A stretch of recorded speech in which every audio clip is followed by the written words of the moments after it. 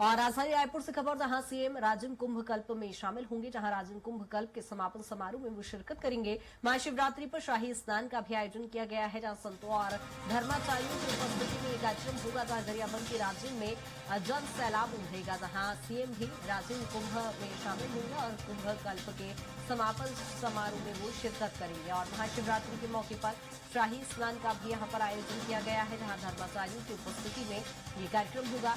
संतों और धर्माचार्यों की यहां पर मौजूदगी रहेगी। दरअसल गरियाबंद के राज्य में यहां पर जन सैलाब उमड़ेगा।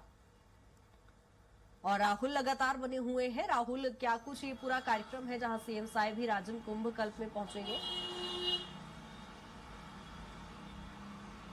जी, देखा जाए तो छत्तीसगढ़ के इतिहास में काफी महत्वपूर्ण ये पूरा आयोजन होता है, जहां पर राजिम कुंभ के माध्यम से जो तमाम जो साधु संत होते हैं वो पूरे देश भर से राजिम में पहुंचते हैं। और जो राजिम है वहां पर देखा जाए तो 3 नदियों का संगम है, महानदी, सोंढूर और पैरी, और इसे छत्तीसगढ़ का प्रयाग भी कहा जाता है। तो यहीं से जो पूरी शुरुआत है वो होती है और एक कुंभ के तौर पर यहाँ पर आयोजन किया जाता है, जहाँ पर सभी पूरे देश भर के जो धर्माचार्य हैं वो यहाँ पर पहुंचते हैं। बड़ी संख्या में जो नागा साधु वो यहाँ पर पहुंचे होते हैं। और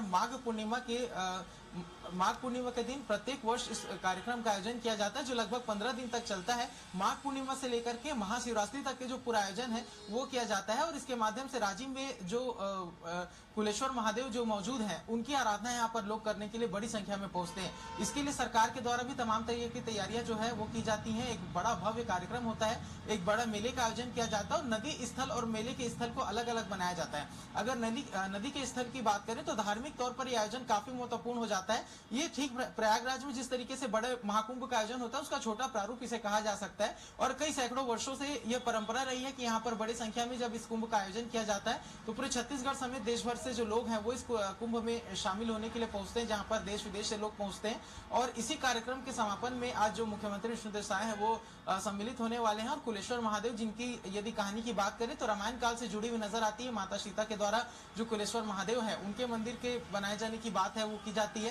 साथ में वहां पर ऐतिहासिक तौर पर देखें तो लोमस ऋषि का आश्रम भी इस क्षेत्र में पाया जाता है। तो काफी महत्वपूर्ण ये पूरा आयोजन है, छत्तीसगढ़ के धार्मिक संस्कृति को जोड़ने का एक प्रयास है। और सरकार इस तरीके के आयोजनों को भव्य बनाने का प्रयास लगातार करते हुए नजर आई है। यदि पिछले लगभग 10 साल को देखें तो लगातार जो कार्यक्रम है उसकी भव्यता बढ़ती हुई नजर आई है। और इस बीच में देखें तो आम जनता की सुविधा देने के साथ साथ जिस तरीके से इस आयोजन का माध्यम सरकार की योजनाओं को जनता तक पहुंचाने के लिए किया जाता है, ये भी अभूतपूर्व होता है। क्योंकि यहाँ पर सरकार के द्वारा कई ऐसे पंडुम बनाए जाते हैं, कई ऐसे पंडाल बनाए जाते हैं जहाँ पर सरकार की योजनाओं का लाभ देने का प्रयास किया जाता है।